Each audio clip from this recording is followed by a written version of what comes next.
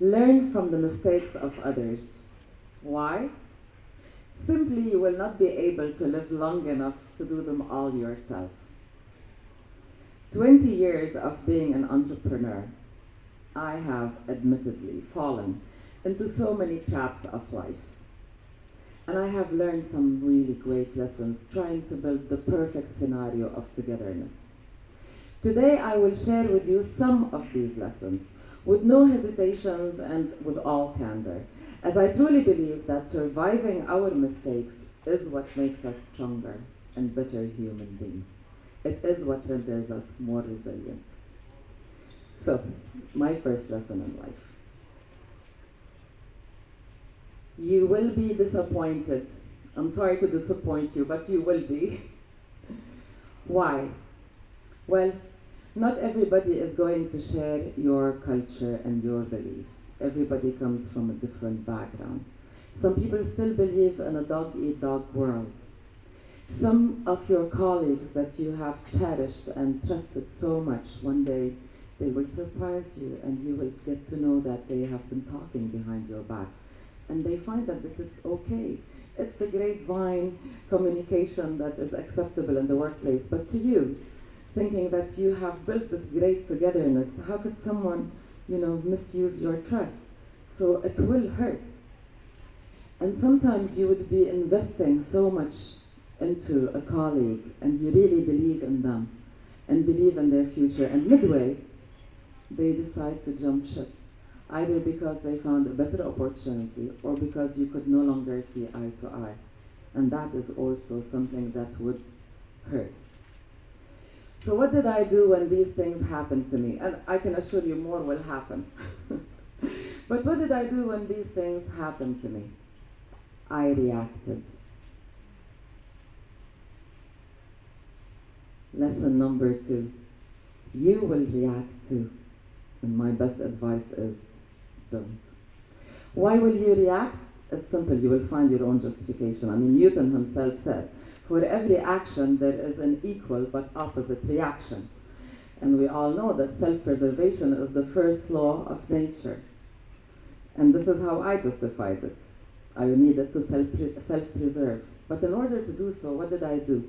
I developed a new and alien concept to me at the time, which is distrust. Now that is a very weird feeling. How do you deal with distrust? How can you keep working amongst your colleagues if you can no longer trust them? Simple, I said. I'll become the jack of all trades, or in my case, actually the Jill of all trades. And I did. Worst mistake ever. But from this mistake, so many excellent lessons came out. No one can do it on their own. Even if you think that you are superhuman and you can master all the tasks, even though they say the jack of all trades is master of none, actually some people can. But just because you can do it does not mean that this is the best decision. Why? Because simply there are so many hours in a day, so many days in a week. And if you keep pushing yourself, what will happen? The famous burnout. And when you reach that stage, then you will realize you truly, truly need togetherness.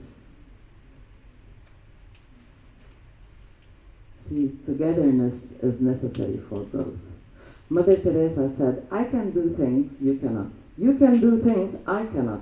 Together we can do great things. And nobody can succeed on their own. Okay, so now, how do we build togetherness? I have lost trust. What can I do to rebuild my trust?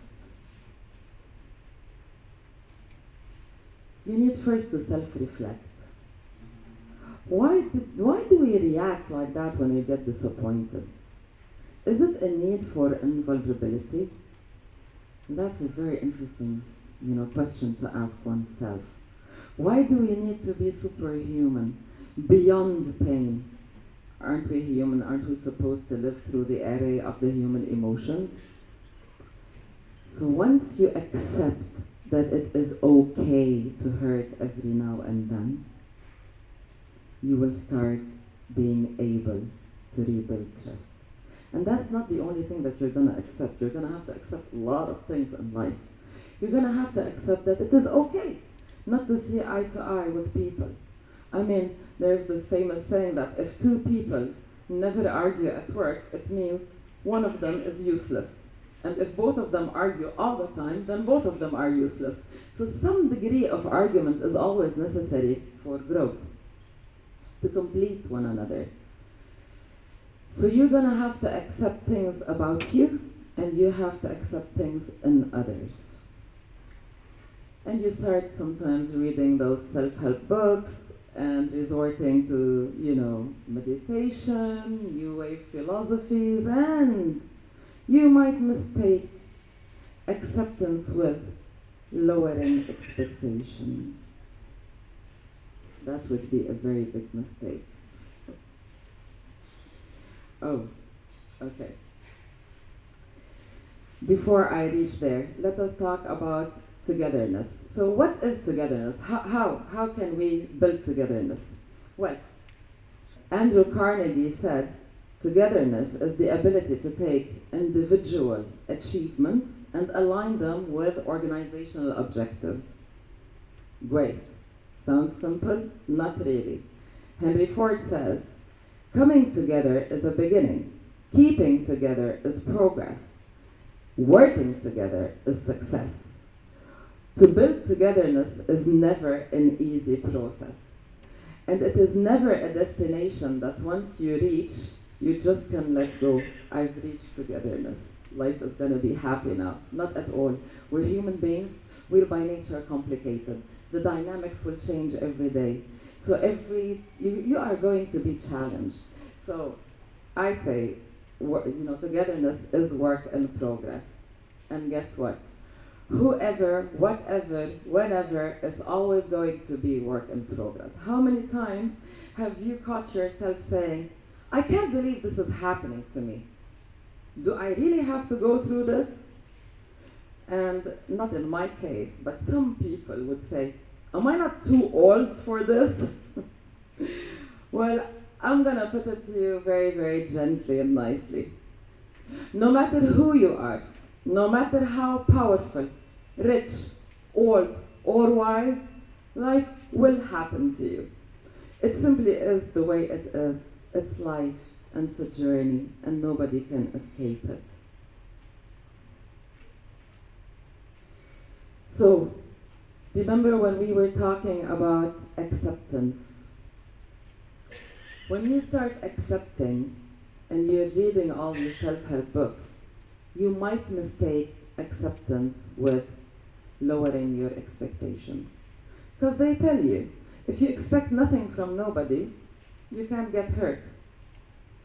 So you don't want to expect much, neither from yourself nor from others. Few interesting points. There was a research that was conducted entitled, Is there a downside to shooting for the stars?